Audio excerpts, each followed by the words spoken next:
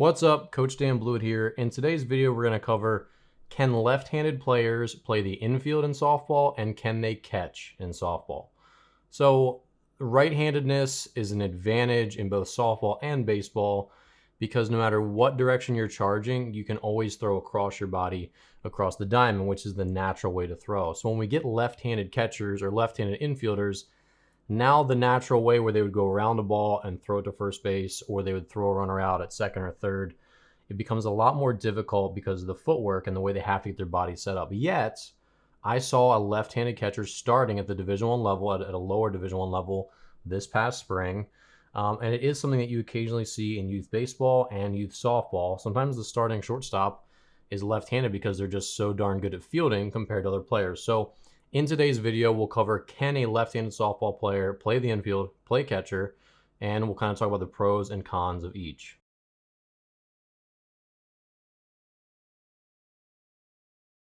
Okay, so let's start with the negatives. So for the catching position, number one, you're going to be fine if you're a left-handed catcher throwing to first base.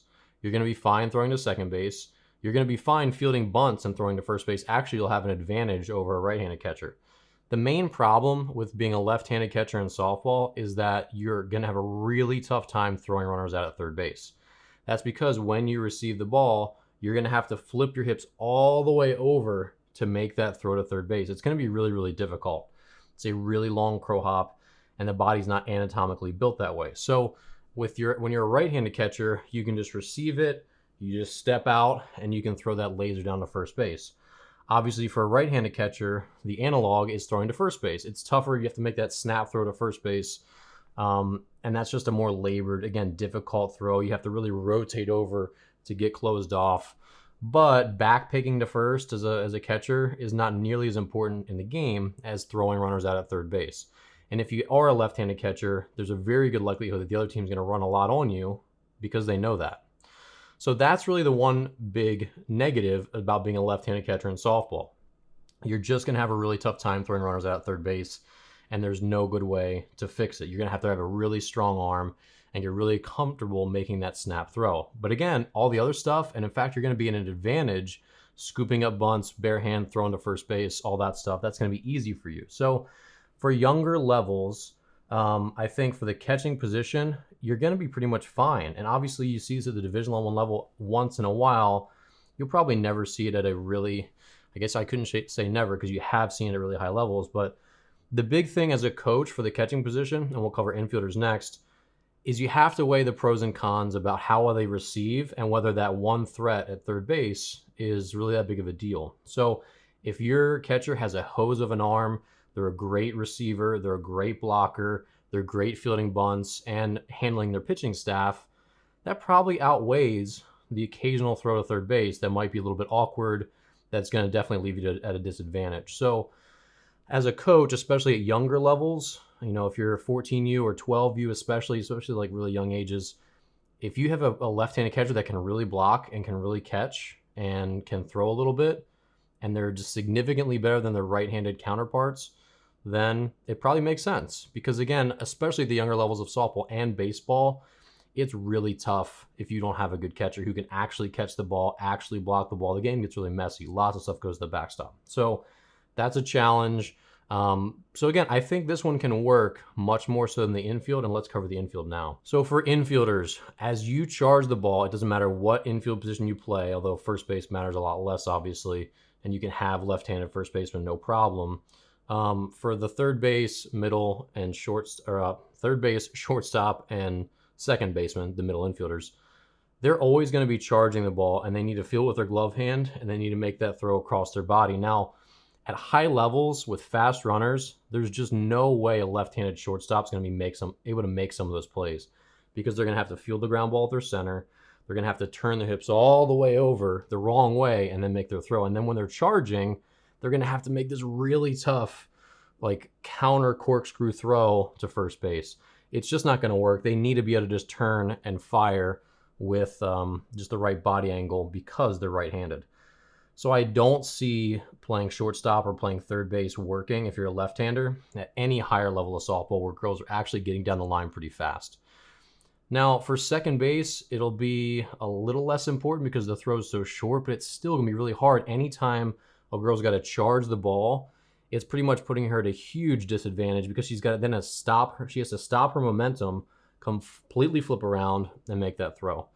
So it's definitely harder. Now, I think where this can work sometimes is when it's really youth level. So 12 years of age and under.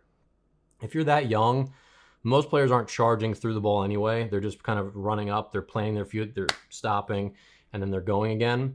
So the difference between doing that as a right-hander versus a left-hander is a lot less. Whereas if you're actually moving through the ball and you don't have time to stop and you can make that throw on the run, that's a play that only really a righty can make. So at younger levels of softball, if you have a shortstop or a second baseman or a third baseman who's got a really, really good glove and a pretty decent arm and she's left-handed, you just have to weigh, okay, how many fewer balls is she going to make an error on because she's good compared to the right-hander that I could put in there instead of her?